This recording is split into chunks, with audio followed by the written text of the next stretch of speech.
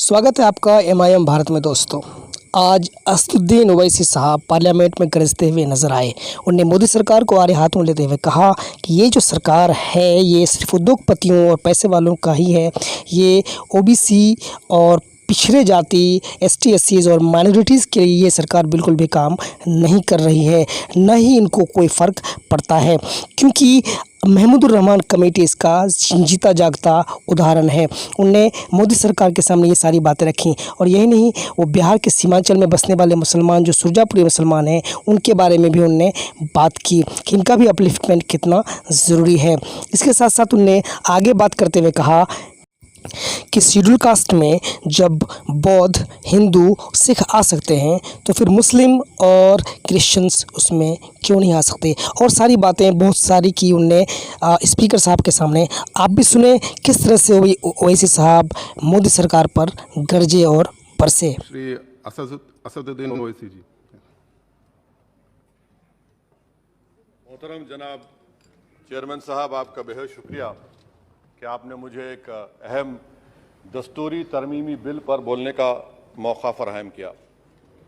मोहतरम चेयरमैन साहब, मैं आपकी जानिब से बरसर इख्तिदार जमात को मुबारकबाद देना चाहता हूँ कि आज उन्होंने जो दस्तूरी तरमीमी बिल को लाया है, आप शाबानों के उस कानून के लाने के नक्श कदम पर चल रहे हैं। मुबारकबाद देता हूँ आपको और उम्मीद करता हूँ कि इसके बाद बरसर इख्तिदार जमात के ज़िम्मेदारों की ज़बानों से बार बार शाबानों का जिक्र नहीं होगा, क्योंकि ये आपका दस्तूर में इस बात की इजाज़त है कि सुप्रीम कोर्ट अगर कोई फ़ैसला देता है तो सरकार को इस बात की इजाज़त है कि वो उस फैसले के ऊपर कानून बनाए जो आपने किया। तो इसलिए मैं कह रहा हूं कि आपने शाबानों की रिवायत को बरकरार रखा, आपको मुबारकबाद। दूसरी बात यह है जनाब चेयरमैन साहब के बड़ी बड़ी बातें हुई कि ओबीसीज के लिए सरकार है। मैं इसको डिस्पेल करता हूं, एक्सपोज करता हूं। ये सरकार ओबीसीज के लिए नहीं है। क्यों नहीं है? National commission of schedule caste, national commission of schedule tribe जो है 338B में उनको जो इख्तियार दिया गया है वो प्लान एंड पार्टिसिपेट करने का। आप ओबीसी में एनसीबीसी कहने के खाली एडवाइस करना, यहां पर प्लान और पार्टिसिपेट है ही नहीं। तो ये आपका एक्सपोज करता है आपकी हिपोक्रेसी को और आपकी मुनाफिकत को। दूसरी बात यह है कि रोहिणी कमीशन ने कहा कि 10% ओबीसी 50% रिजर्वेशन को हासिल कर रहे हैं और 20% जाते हैं, इसे इनको कुछ नहीं मिल रहा है। तो सब कैटेगराइजेशन क्यों नहीं कर रहे आप? अगर आप ओबीसी के लिए हैं तो उन मखसूस कास्ट के लिए आप हैं, आप तमाम ओबीसी के लिए नहीं है। यह आप ही का रोहिणी कमीशन ने आया है। तो सब कैटेगराइजेशन आप करेंगे नहीं करेंगे। तीसरी बात यह है कि सर ये कैसा बात है कि अगर रियासत तेलंगाना में जो मुसलमानों की बैकवर्ड कास्ट हैं उनको रिजर्वेशन मिलता है मगर सेंट्रल लिस्ट में उसका जिक्र नहीं होता। तो एक ऐसा कानूनी मैकेनिज्म बनाने की जरूरत है कि अगर किसी स्टेट और रियासत में वो ये तय करती है कि ये हमारे स्टेट की ओबीसी है तो सेंट्रल लिस्ट में उसका रिफ्लेक्ट होना चाहिए। मिसाल के तौर पर बिहार में सुरजापुरी जात का जिक्र ही नहीं है सेंट्रल लिस्ट में, तो इसका हुकूमत करेगी नहीं करेगी। चौथी बात यह है कि आप क्यों डर रहे हैं? नरेंद्र मोदी की सरकार क्यों डर रही है? 50% को क्रॉस करिए ना। जब प्यार किया तो डरना क्या, तोड़ जाइए 50% को। क्यों 50% को डर रहे हैं आप? जो 50% है उनको 27%, जो 20% है उनको 50%। तो आपकी मोहब्बत ओबीसी से नहीं है, आपकी मोहब्बत उनके वोट से है और आपका दिल उन 20% के लिए धड़कता है जिसके लिए आपने 50% तहफ़्फ़ुज़ रिजर्वेशन दी है। यह आपकी हकीकत है। पांचवी बात यह है स्पीकर साहब कि हम हुकूमत से मुतालबा कर रहे हैं कि प्रोएक्टिवली नरेंद्र मोदी की सरकार 50% सीलिंग को तोड़िए, निकलिए। आप क्यों नहीं करना चाहते? करने की जरूरत है, डेटा है, एम्पिरिकल एविडेंस है बैकवर्डनेस का।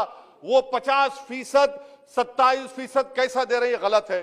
छठी बात यह है कि सर ये एक सुनहरा मौका है कि आप इस तरह का कानून बनाइए, 50% लिमिट को क्रॉस करिए और ओबीसी समाज से सही मानों में इंसाफ करिए।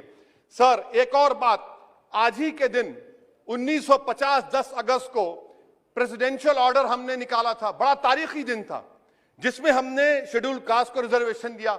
मेरा हुकूमत से मुतालबा है, मैंने कांग्रेस की हुकूमत थी वहां बैठता था मैं, आज यहां बैठकर भी तीसरी मर्तबा कह रहा हूं कि 1950 का प्रेसिडेंशियल ऑर्डर रिलीजन की बुनियाद पर बनाया गया, जो राइट टू इक्वालिटी के खिलाफ है, जो राइट टू इक्वालिटी के खिलाफ है। एक सुनहरा मौका आपके पास आया है कि उसको रिलीजन न्यूट्रल करिए। जब शेड्यूल कास्ट में हिंदू, बौद्ध और सिख आ सकते हैं, तो दलित मुसलमान, दलित क्रिश्चियन क्यों नहीं आ सकते? सच्चर कमेटी गवर्नमेंट की कमेटी, उसमें जिक्र लिखा है। आप वो नहीं करना चाहते, आप नहीं करेंगे तो देख रहे उत्तर प्रदेश का अंसारी देख रहा है, उत्तर महाराष्ट्र के वो पसमानदा मुसलमान देख रहे हैं कि क्या तमाशा आप लोग करते हैं। यहां वहां चले जाते हैं, वहां के यहां आते हैं और हम लोग बीच में फंसे हुए रहते हैं। सर, छठी बात यह है, सातवीं बात यह है कि मैं हुकूमत से इस बात का मुतालबा कर रहा हूं कि 1950 प्रेसिडेंशियल ऑर्डर को रिलीजन न्यूट्रल किया जाए। अच्छा, ओबीसी की आपकी सरकार है, 89 सेक्रेटरीज हैं, कितनी ओबीसी है बताइए? 89 सेक्रेटरीज में 5 अगस्त 2009 को एक भी ओबीसी सेक्रेटरी नहीं था, एक शेड्यूल कास्ट और 3 एसटी थे। मुबारक हो आपको, आपकी मोहब्बत यह है, डेटा कह रहा है, मैं नहीं कह रहा हूं, आप मुझे झूठ साबित कर दीजिए। अच्छा, सेंट्रल यूनिवर्सिटी में सर, सेंट्रल यूनिवर्सिटी में 51.6% ओबीसी के पोस्ट वैकेंट हैं। इसीलिए मैंने कहा कि आपको उनके वोट से मोहब्बत है, उनको जमीन से आसमान पर उठाने से आपको कोई मोहब्बत नहीं है, यह हकीकत है सर। और सर, ये यहां पर बैठकर मैंने हमारे कांग्रेस के लीडर की तकरीर को सुना, शिवसेना वाले कह रहे हैं, एनसीपी वाले कह रहे हैं मराठा।